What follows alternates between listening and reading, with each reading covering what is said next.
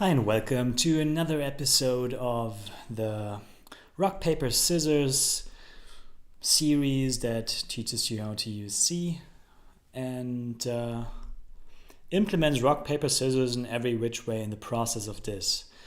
Things get more complex every time I do another episode, that's for sure. And the last time we've been doing a little bit of structs and heap. So we have basically started to use, simple structs to represent our items here, our rocks and scissors and papers. And we have also located them on the heap, which to my mind is totally unnecessary, yet it was there just for the purpose of learning what this is and how this works. And what I also tried to do last time, but kind of failed to do, was to show you how easy it can be to basically produce memory leaks, right? And let's have a look at this. For instance, RPS item by name. It can return a valid pointer, which is allocated on the heap. So the ownership of that object is basically in the hands of the caller. It is something you have to know when calling a function that returns a pointer. This must be part of the documentation, and you basically just have to know what's happening there. So code like this, is easy enough. Okay, if we don't get a valid item here because, the user entered rocks instead of rock, for instance, then we just return. Fine, fair enough. If we move on, then apparently the first item was a valid one, and we try to get the second item. And if that is invalid, we return. And as you can see, I have to free my P1 now, which is a valid pointer, in order to prevent a memory leak. I know, it's just, it is a memory leak if we would hide this here, if we would comment this out. It's not really important, it doesn't really matter in that case, but it's still a memory leak, right? And this happens all the time in C programs, even C++ programs, it happens all the time. So you have to be aware of this. So all I can tell you is, whenever you possibly allocate something on the heap, make sure you know where the ownership is passed on. And one good rule of thumb is that within a function that has to manage its memory, whenever you return, look up and see where your located memory in order to free this memory. This is really what you have to do. You have to do this all the time. Whenever you turn, look up and see what you have to free there. There are, of course, tools that help you to facilitate finding existing memory leaks, and one of them is Valgrind. It's really pronounced like that. You have to look it up in the wiki, and they say, yes, it's like this Nordish thing. It's Valgrind. Valgrind. That's how I call it, Valgrind. And luckily, Qt Creator has an interface to Valgrind. It's actually able to run Valgrind and basically just wrap a user interface, a graphical user interface around that and make it much easier to use. So let's try that. I've managed to install it on OS X and to set up Qt Creator to do this. So all I have to do is to go to Analyze mode, select Valgrind Memory Analyzer, and hit Run. So it just told me that even though it tells me that there are 18 issues, actually there's just one real issue. And it tells me that in main C, I locate this pointer. Actually, it's located here, but here it comes in and then it's definitely lost. And I don't know if I actually see where exactly it's lost. No, not really. But it's actually true, Interestingly, that's a runtime check, right? So you have to run your program, and only if the branches of your program that produce a leak, then it will be detected. Thus, if I change my run mode here to say rock, then my player 2 is not invalid anymore. My player 2 choice is not invalid anymore. And if I now analyze this,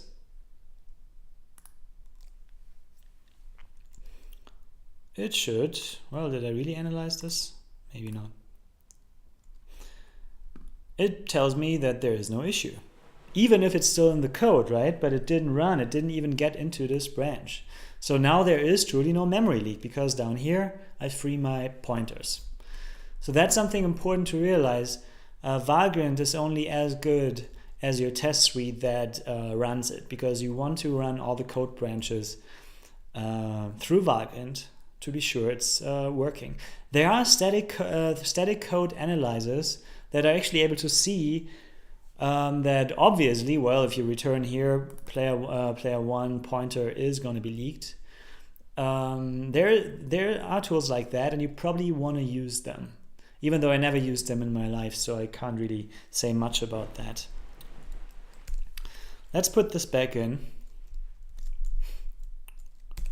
Just invalidate player 2 once again, and then, well, we run Valgrind, and now it tells us that player 2 is invalid, but there is no issue that it found.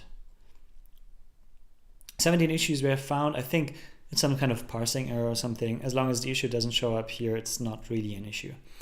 Another interesting thing that you could possibly come across, or that at least I want to tell you about real quick, is the Valgrind function profiler, which is exactly that. It tells you how fast your program is, or where it slows down, or where, you know, where your program costs a lot of cycles.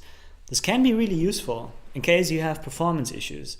And by the way, you should always run a profiler before you start optimizing your program. Even though you as a programmer might have a good idea, some kind of intuition of where your program probably is slow, you, well, want to be sure that you really know where your program is slow, and you only know it if you run a function profiler. So actually that's the first time I'm running this here. I have no idea what kind of result I will get. Trying to run the tool on an application in debug mode. The tool is designed to be run in release mode. Debug and release mode runtime curves differ significantly. Analytical findings for one mode may not be relevant for the other. That is true. Do you want to continue to run the tool in debug mode? No, I don't want to. So let's switch to release mode and run the tool. And he's totally right, because debug mode is super slow. I mean, honestly, 10 times slower easily. So whenever something seems slow, check if you are running in release mode. So let's run the function profiler here and see what we get. Analyzing finished unknown error. I think that might be because the program still returns. Let's use paper here. And now the program should return 0. And maybe that changes this. I'm just running this again. Analyzing finished. Okay, there's no unknown error anymore. That's good. Interestingly, I have to look into this myself. I have no real idea how to interpret this, but maybe it's easy because it's supposed to be easy.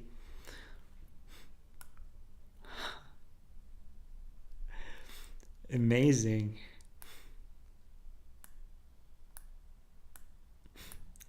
So the cost here is basically anywhere except for in our program, right? So let's see when a program function actually shows up here. Some heap costs. Heap is expensive, by the way. You know, we're using the heap to locate just 8-byte big objects in a 64-bit system, that is, on a 64-bit binary. And this takes a long time. Compared to everything else you can do, heap usage is expensive. You should be aware of this. So you should always try to prevent using the heap if you want to write fast programs. You should always try to pre-allocate what you can pre-allocate and to avoid the heap. But on the other hand, listen to my words. I'm telling, yeah, don't use the heap. It's far too expensive. But on the other hand, a program or something that you do is only too expensive once you've profiled it to realize that it is too expensive, right? So don't just avoid the heap and then produce ugly, unmaintainable code that is maybe even more buggy than the heap version would be. You have to really be careful about this. I think at the end of the day, having good maintainable code that hits the problem at its sweet spot is really what you want. All right, I'm scrolling through this. I still didn't find much here. So amazing. So as you can see, the actual program cost here, it's just neglectable. There is nothing we have to do about it. I mean, I didn't expect anything else, to be honest. But for you, it's just good to know that things like that exist. I wonder where my string comparison function is. Where's my string comp? I don't know. It's not listed apparently. I don't know why it's not listed. Anyway, that should be this. There's not much more to say about that.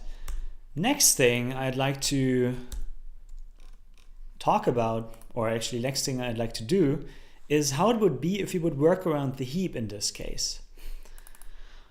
Because as I said, usually I prefer it if the user himself is allowed to input a pointer to pre-allocated memory that can then be filled. How would that be? For example, something like this.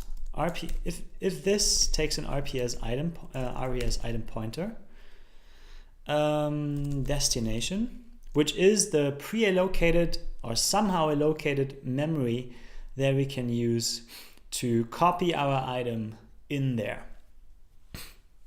And we do it as memcopy does, right? Remember, memcopy returns the pointer of the destination if it works or if it worked. And I think it can actually fail under certain circumstances. If source and destination overlap and you're out of memory, I think then memcopy can fail and return 0.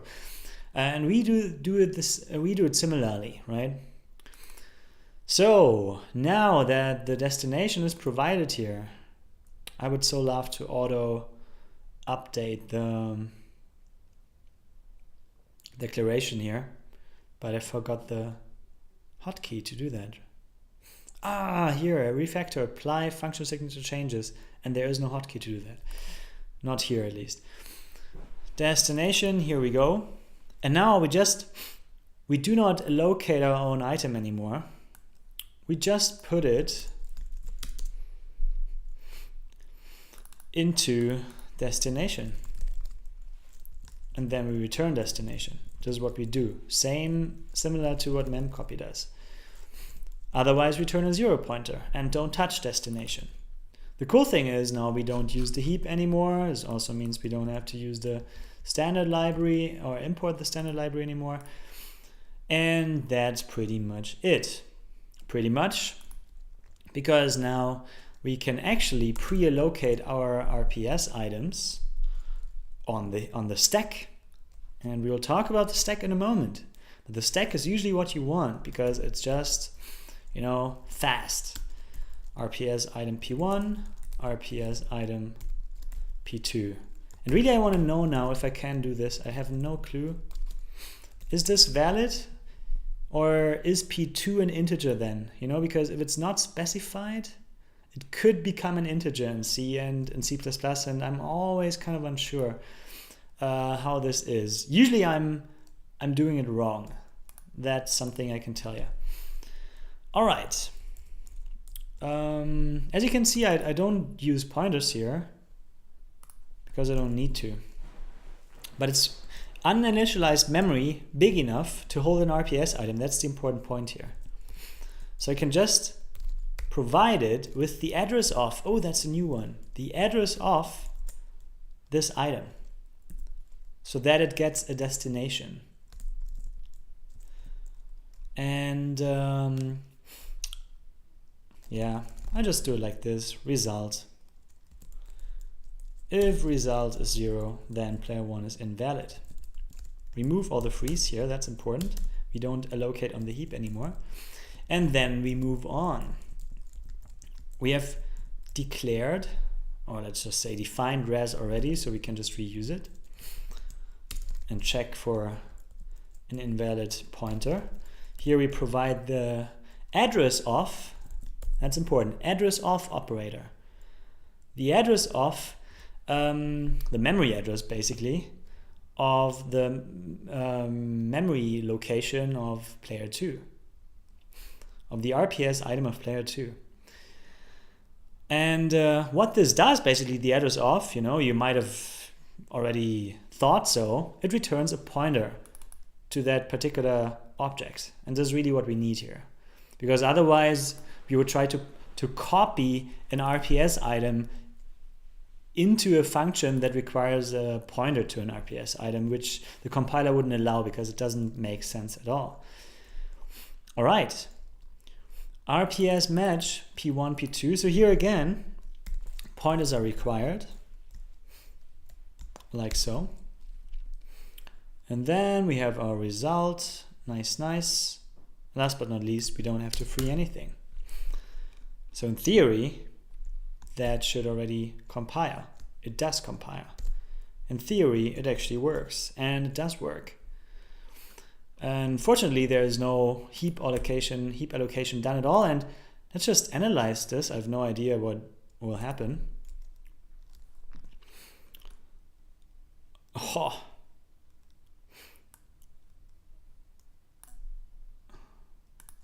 Is the cost lower now? I don't know.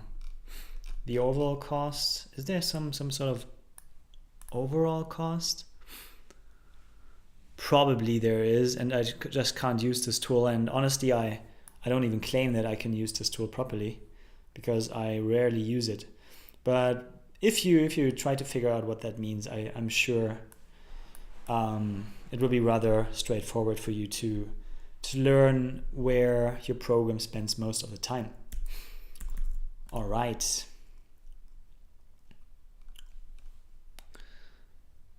Yeah, I think I'm going to commit this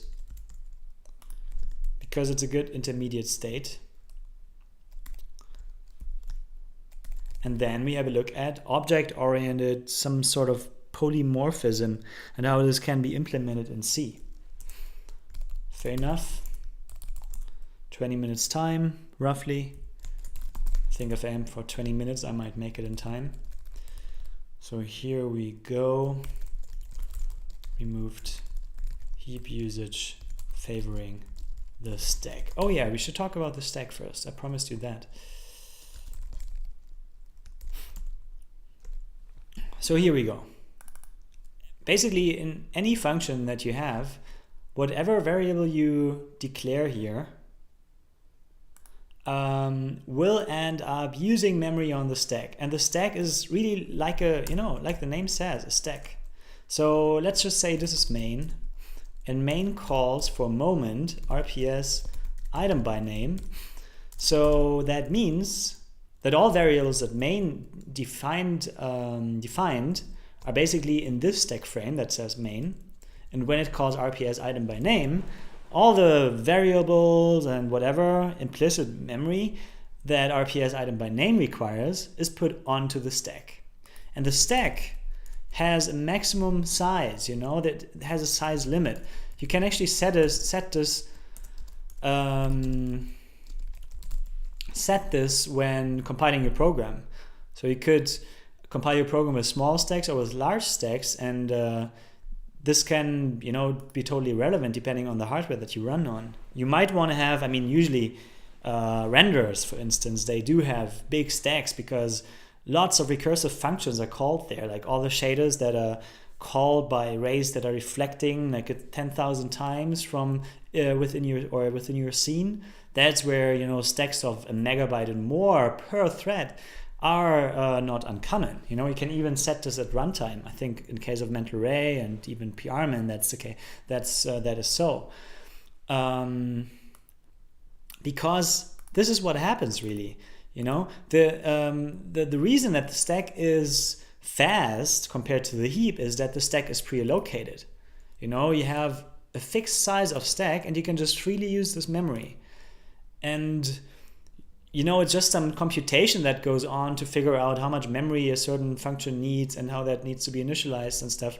But this is really easy compared to finding a free portion of memory on the heap, which is basically where all the time is spent when using the heap, right?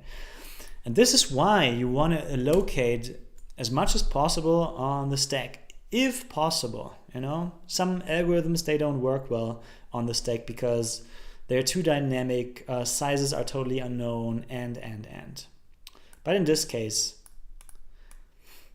using the stack to allocate these items is totally fine. Good.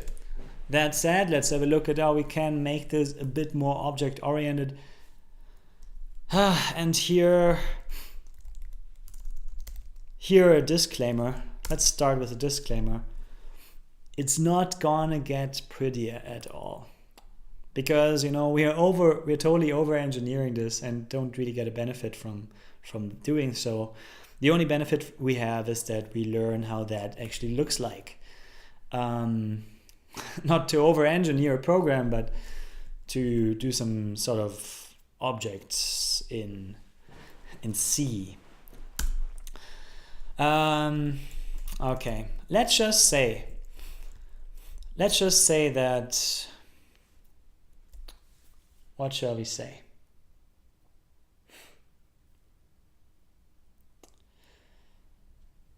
Yeah. I'd say we first start with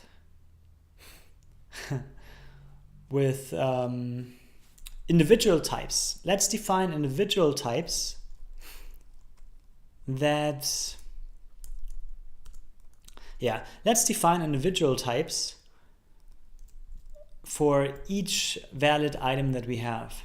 And we do have 3 items here, so that's still pretty doable. So let's have a rock now. Type def struct rock. And right now this struct has nothing to do with an RPS item. Because, you know, it doesn't derive from it. It can't derive from it. We are in C. There is no such thing. It doesn't aggregate it. Aggregation. It doesn't do anything with it. But I can tell you that in C, what you usually do to get some sort of hierarchy of objects is to just aggregate them.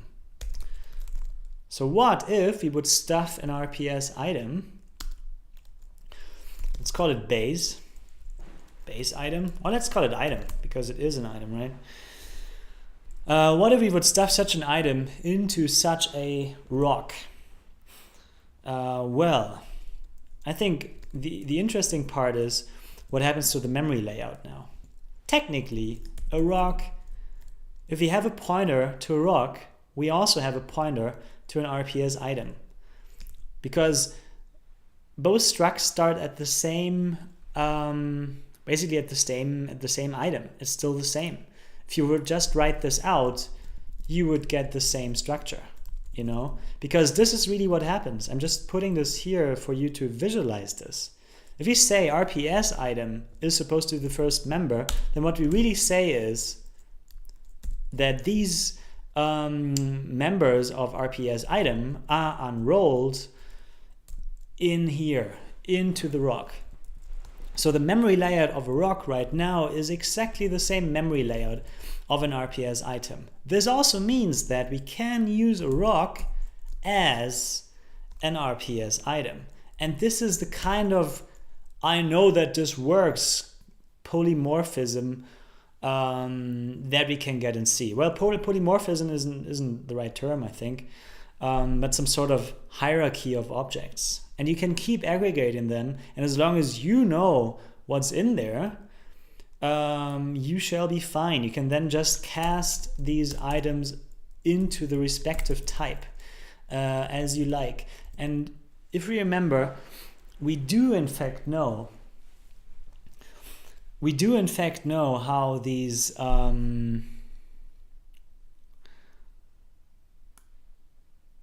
what do I want to say? Sorry. We do in fact know how these, or what kind of type this item has, because we have these type IDs, right? We could also use the name to know the type, but the type IDs shall be fine. So let's have the other types now. Type def struct, yeah, RPS item, same thing. I shall copy paste this. So that's paper, and last but not least,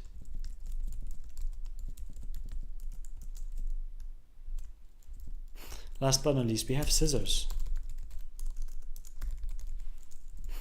All right, and right now nobody is using these structures. So let's just do this now in rps.c. Well, we can't really, I mean, as you can see, we just initialize the individual items. We use the base type here in items because we have to allocate memory for this stuff. And all we can stuff in here really is this amount of memory, right? We have enough space for a name and an ID. So how do I illustrate the usage of the types now? I mean, of these custom types. Well, I'm a bit stuck here because I can't. I mean, with that kind of setup, I cannot show you how this works. I can just assure you that regarding the memory layer, all these things are basically the same, and I can cast one into the other and then just use it without issues. I just don't know where to do this right now. But this is really how you would do it. If you look at Python, the Python interpreter code, for instance, you see this kind of aggregation all the time. And then they have some sort of base object, and if this base object is required, and they know that they have some sort of derived object like rock, then they just say, well, rock.item. You know, if they want to pass an RPS item, for instance, to some function which takes only these RPS items, but you have a rock instance there and you know it, then you just pass the item portion of the rock and the function will work just fine. And this is really how this works. Another thing that you can use to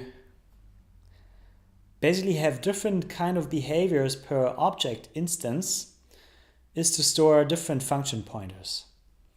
And a very quick and dirty way of doing this is by associating or by storing a function pointer with each object, with each instance of an object. This is somewhat similar to what C++ does, even though C++ does that much more efficiently. More efficiently in the sense of memory usage, right? C++ is better in doing that, but of course it's made to be doing this, right? Classes in C++, object-oriented designs, that's kind of what it was meant to be for, therefore. So let's try to have a function pointer here that, I don't know if I need a type def here or not. I've just seen it somewhere. So let's try to do it that way. Let's try to define a function pointer that we can then assign some special functions per object basis. No return value. And we call this one bark. It tells, well, maybe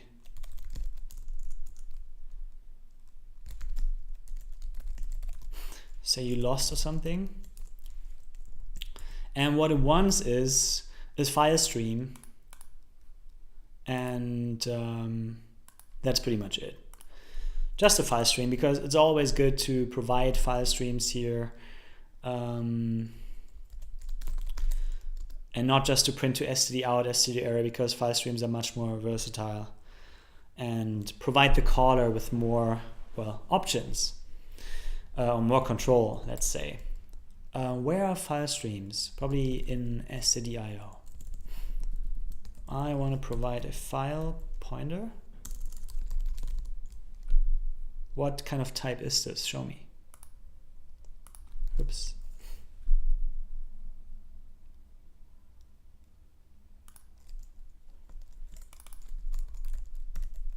Like this. I think that is a file pointer indeed. And you can pass things like std out and std error in there. Now I have to go to my declaration. How do I call it again? Say you lost. To my declarations and assign functions to that.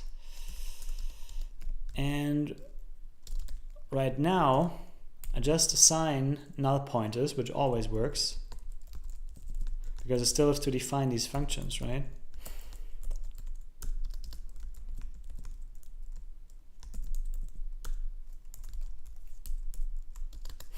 All right. Let's do this here. And quickly implement some functions that have the right type. Can I go back to rps.h?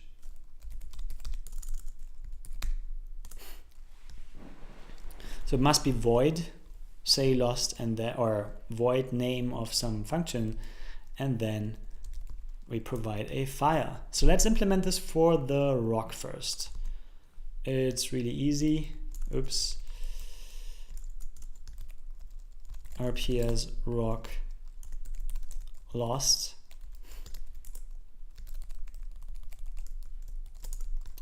Like so. And we should, of course, because we want to use this, I don't know, do it like that. And then we can use an fprintf to a file pointer here and say something rocky. I am crushed. I don't know if that makes sense, but for our purposes, now it does. And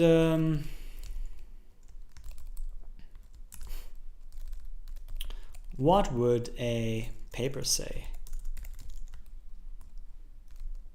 Papers are divided, they're cut. I feel divided. Something like that. Okay. And last but not least, scissors lost. Scissors are usually crushed by the stone, huh? So it's crushed too. So maybe I see nothing because it's kind of enveloped. I'm blind because it's kind of enveloped in paper or something. So scissors are crushed. That might make a little more sense. And all I have to do now is to assign these functions to my instances here, to my object instances, and the compiler will complain. Will it complain? Actually, I don't know if it will complain. So let's see if it does complain. Type name does not allow storage class to be specified. Maybe that is not required. Okay, now it builds at least. Or I did the type dev wrong, but anyway. So I'm curious, you know, because here I use a function that has not been declared yet, nor has it been defined. But maybe that works. It could possibly work, and I just don't know. Like so. Use of undeclared identifier. Okay, makes sense. So just have to put this up here. And all of a sudden, oops. All of a sudden that shall work. RPS paper lost. Yeah, Qt Creator tries to be smart and wants to make a function call there, even though it's just a function pointer. As you can see, The compiler is smart enough to realize, hey, I'm not calling this function. Obviously, I just want to assign the address of the function to that pointer. And yes, each function has an address similar to how each symbol has an address. You know, it's just symbols after all. And you can get that address, assign that address, do fancy things with these addresses if you're just inclined to do so. So now I have a new instance method that is different depending on the type of objects that I have. And main can now use this. So if player 1 wins, then player 2 has lost. P2, say you have lost. How does that work? I think we have to first dereference the pointer and then call it. And we put it to std, let's put it to std error, just to make it red in the application output. So that should do something. So in order to call function pointers, dereference the pointer, which makes sense to me, and then you call it. And because of the precedence of operations here, you have to put, I think you have to put parentheses around these. I think so, but let's try to compile this. Yes, didn't work. No, it didn't work either.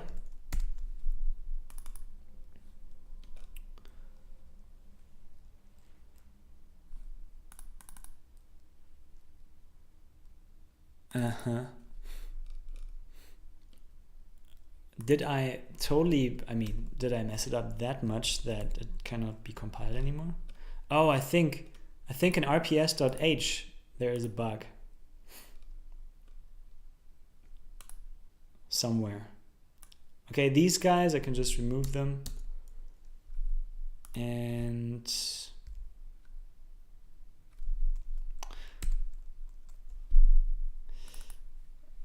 I have the serious feeling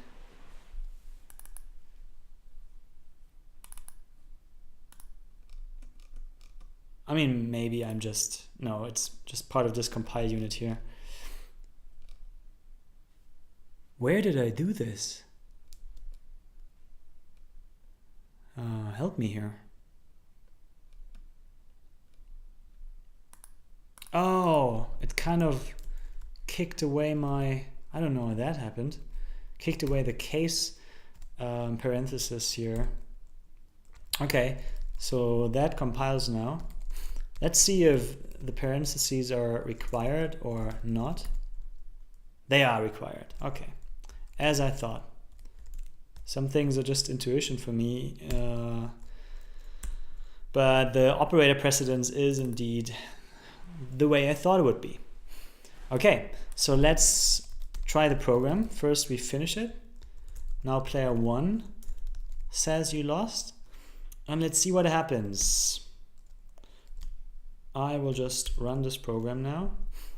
Player 2 wins, saying that I am blind, so the rock failed here. So paper wins, and the rock says, oh my god, I lost. And you know, let's change the thing around. Let's crush some scissors.